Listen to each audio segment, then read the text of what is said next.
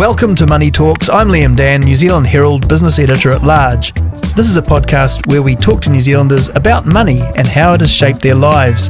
We're not going to tell you how to get rich, and we're not even going to pick the next interest rate move, but we are going to get you thinking about your relationship with money and what it means to you.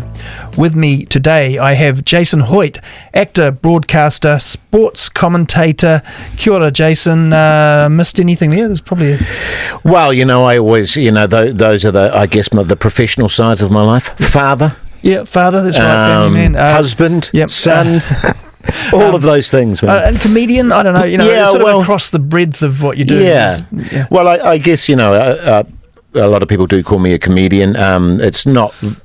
I've done stand-up comedy for many, many years, and that's how I sort of got into the whole business. But I like to think it's part of what I do. Yeah, not the only thing. It always makes me nervous. I've been keen to talk to people outside of the business sphere for this podcast, but then I get nervous when it's comedians because it's like, oh, are we going to? I've done stuff with you before where yes, you the have. gag runs through the whole thing, and then we're sort of there's this sort of dangerous zone of half serious, half comedy where yes, no, well that's fine. Anyway, I'll try and be relatively serious. Okay, we'll do that. Yeah, and just see where it goes. So this is a show about money. One of the things, particularly with you being on Radio Hauraki, back on the afternoons, early evening show regularly, I thought I'd ask what your favourite song about money was.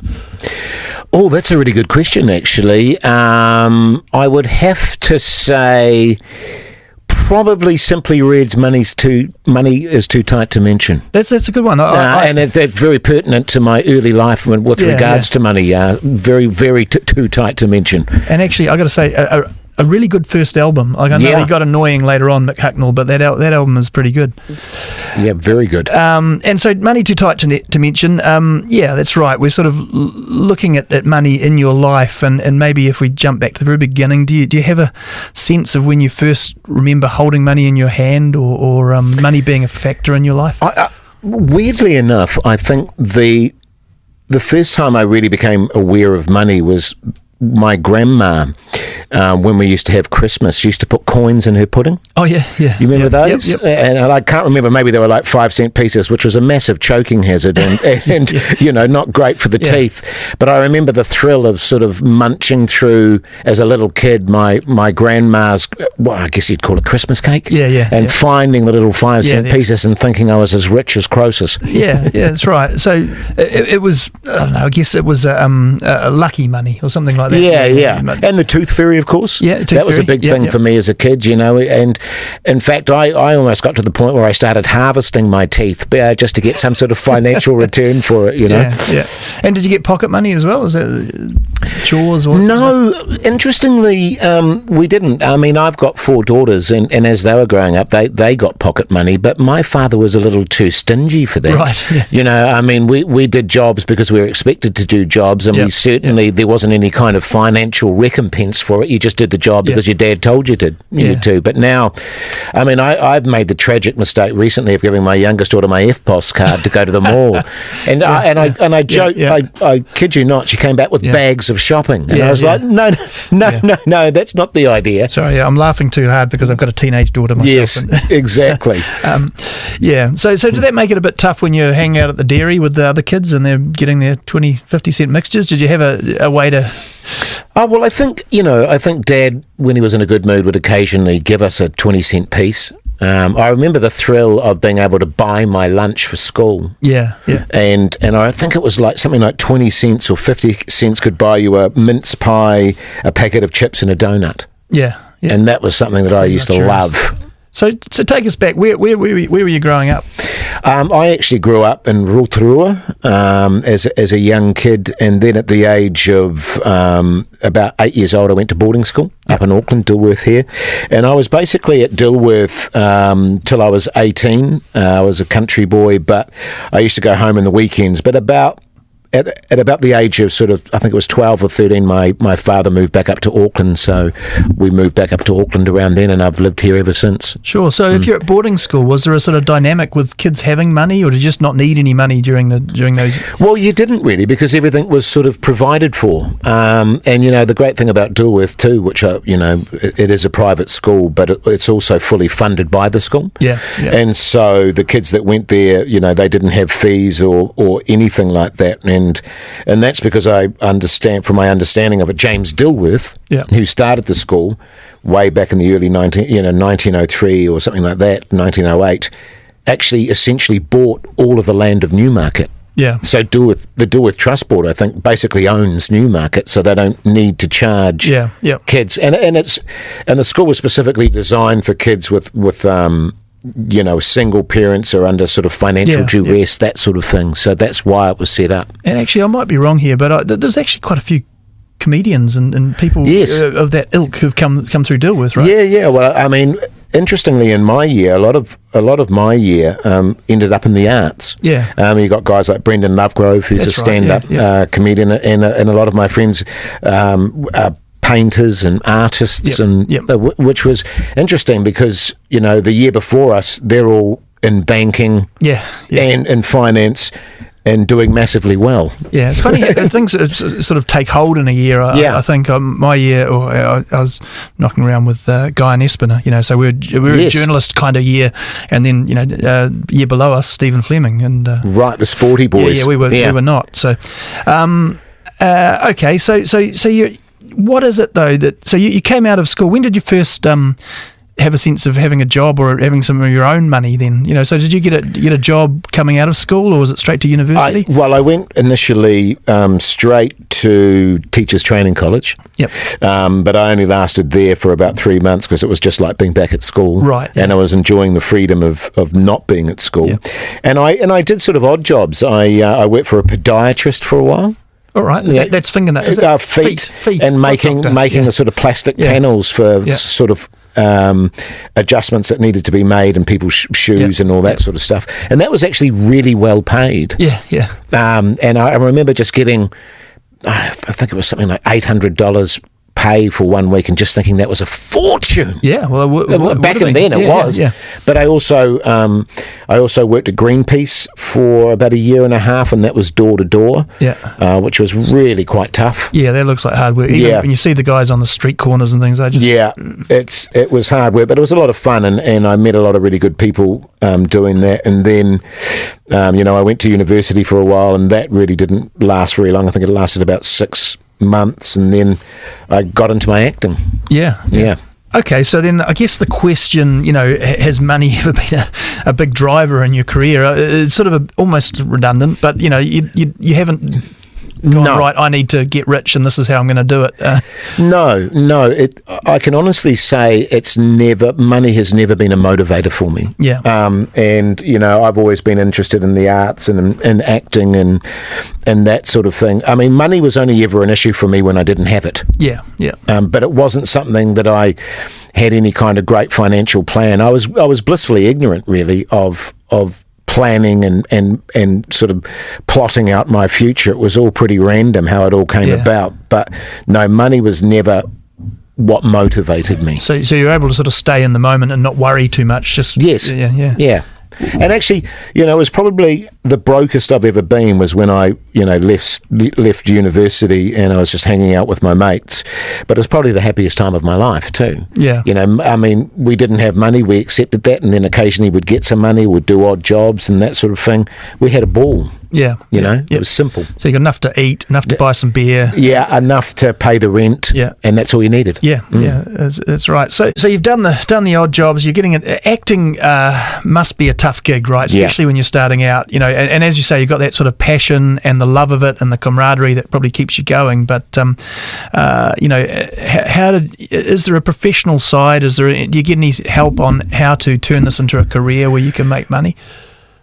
Back when I first started getting into acting, when I first got an agent, for example, it is really, really tough. And I think that things have changed quite significantly over the last 20 years. There's a lot more sort of happening in the scene, but it is a really difficult gig. Yeah, and I was really fortunate in the sense that I ended up getting a lot of voice work.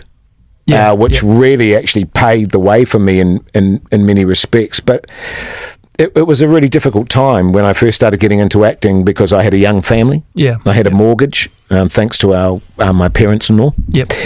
And in fact, my wife and I were talking about it just recently about how did we ever survive?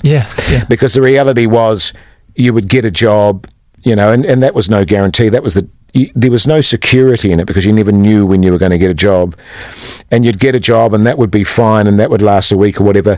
The difficulty was that it took 2 months to be paid. And so you had that period of, well, what am I supposed to do in that 2 months? And what would inevitably end up happening is you would spend all the money before you got it. You'd go over your overdraft or you'd borrow money off people. And as soon as you got paid, you'd just end up shelling it out to everyone that you owed money to. It just doesn't have that regularity of a salary coming through. No, not at all. And, it's a massively insecure life in that respect. The good news is now in terms of, agents and that sort of thing, now there's like a 2-week turnaround before you get paid, right? As opposed to a 2-month turnaround. They're smoothing it out a bit. So there's money sort of coming to you a little bit more regularly, but you've got to diversify. Most actors in the beginning of their careers and throughout their careers tend to diversify and do other things, have part-time jobs, that sort of thing, because it is very difficult to survive purely as an actor. In this country. And the commercial voice work, as you say, is quite a good way to keep things ticking over. Was that just luck? Did you do a lot of work on your voice, or did someone just say, hey, you've got a good radio voice? Yes, pretty much. That's pretty much how it happened. Someone said, my agent actually started up a voice agency, and she said, do you want to be a part of it? Because I think you'd do very well. And I said, yeah, sure. So you do a few samples, and it's like any kind of business. It's the same with the acting. It's the same with the voice work.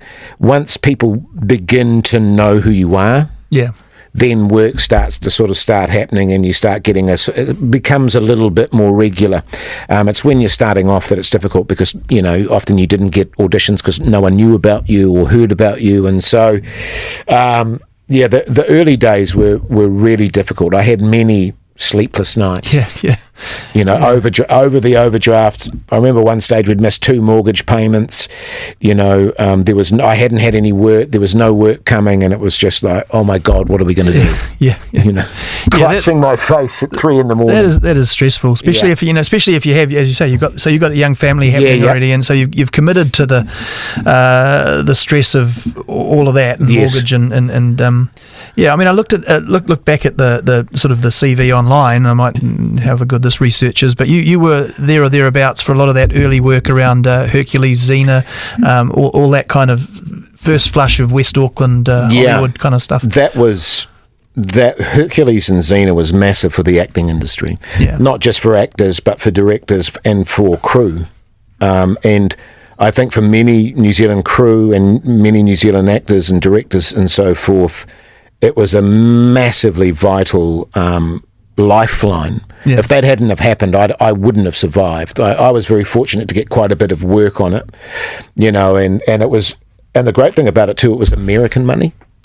So what they paid their actors was significantly more than what you'd normally receive for a day's work, and so that I think was a massive boon to the industry, and I think probably inadvertently, well, not inadvertently, but also showed that New Zealand is a great place to film. And as a consequence, a lot of production companies come here now and actually, use our facilities and our landscapes. Did you ever have a plan B through all that? I mean, some people talk about success in the arts. It's that drive that you don't have a plan B. But did you ever think, geez, I better do an accounting degree? Or no, because I would have been terrible at that. To be honest, no, I've never really had a plan B. There were certainly times where I thought, what am I doing? And I've got to have an alternative here because this just isn't working out. But I've been very fortunate in that, there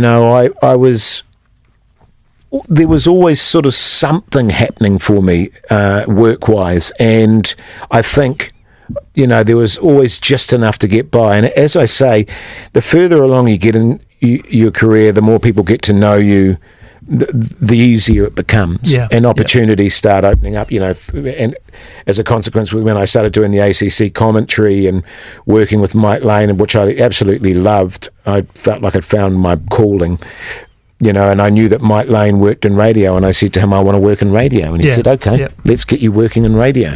And so that spiraled from the ACC? From the ACC, and I started doing a Sunday show on Radio Hoyte with Lee Hart, and then that was a weekend show, and then that was a 1 hour a night daily show, and then we eventually went on to do Drive. I've been very fortunate in that sense. That's brought some stability. I mean, the ACC really snowballed to a phenomenon, hasn't it? I mean, and that, it's never good to analyse comedy, but your ability to switch from a pretty straight Brian Waddle impersonation, and then back into conversations which are, ridiculous, surreal, whatever you want to call them, and then back to, and he's on the front foot, and seems to be something quite fun to that. The idea was to bring more listeners to cricket, maybe not your average sort of cricket fan, and I think that the ACC was massively successful in doing that, in bringing people that would not normally listen to a cricket commentary. They'd listen to the ACC and become hooked. Remember my sister-in-law, who hates cricket, who would literally religiously sit down and listen to the ACC. So it was a really good thing all round, and it's certainly blossomed since then. It's nice. Also, the cricket team, the Black Caps have been in good form for the last 5 or 10 years. They've been superb. We've really timed it well. So, you are a passionate cricket? I love cricket fan, but that was not an option career-wise. No. Unfortunately, I didn't quite have the ability to pull that one off. I guess you find out these things early enough. And, okay, so what would be so was there a point at which you felt like, I guess financially, and not digging into, all your personal finances, but where you felt like, oh, actually, this is going okay, the mortgage is under control, I'm not going to have to do, where you felt comfortable with... Yeah, I think, it was probably about...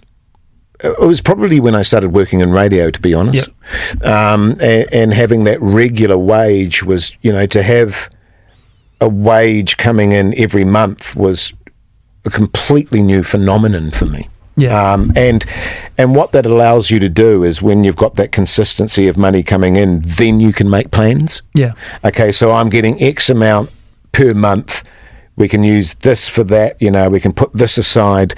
The difficulty when you never knew where your money was coming from is it's very difficult to plan.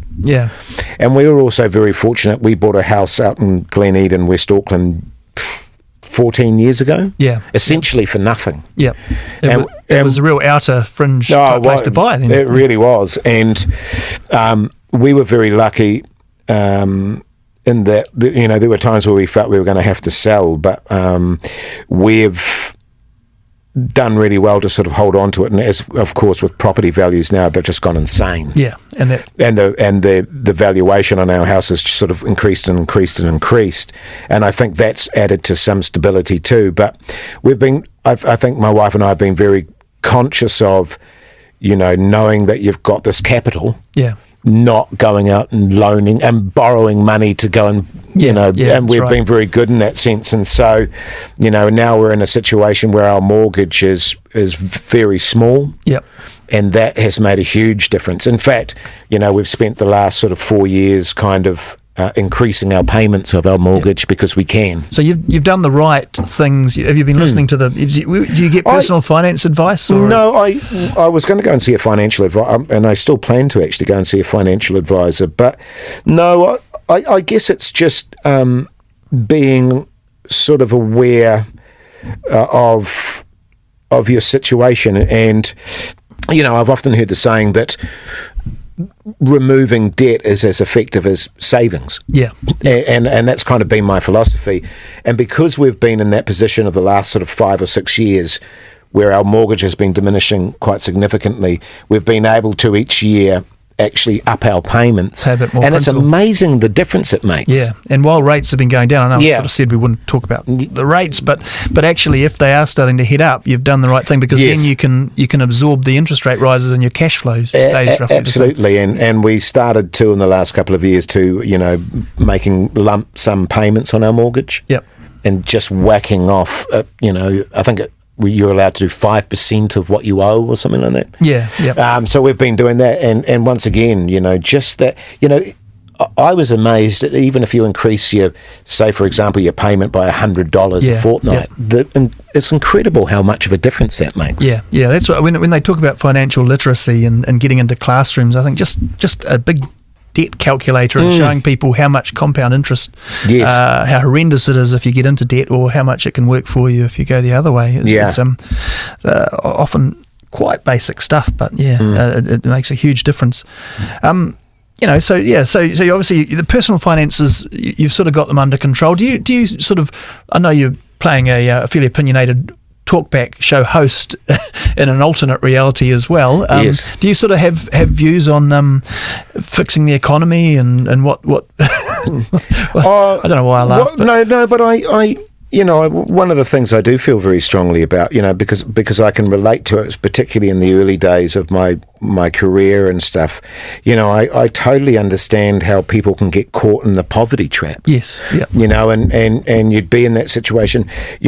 When it comes to paying a bill, for example, obviously you're penalised if you pay it late. Yep. And people are given, and they've now set it up in such a way that if you pay it early, you save X amount of money in terms of, paying the bill. They give you a discount, but people just aren't in that position to do that. Yeah. I remember we had some agreement with, I can't even remember what it was called, with our power, and you had this little light in our house. And when it went orange, it meant you had a day left of power. And I remember just literally scrounging around, getting $20 and paying that. And I totally understand how difficult it is for people when they're caught in that trap where they don't have enough money.